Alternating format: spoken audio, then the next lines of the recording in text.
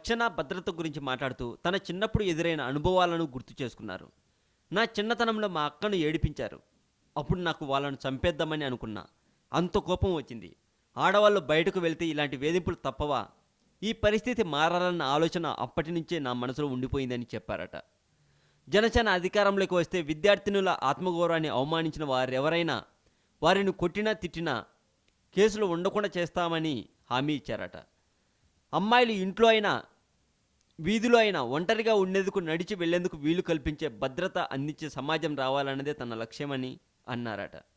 ఓ ప్రాంతాన్ని అభివృద్ధి చేయాలంటే అధికారంలోనే ఉండాల్సిన అవసరం లేదని, అధికారం లేకపోయినా సమస్యలను పరిష్కరించవచ్చునని చెప్పారట.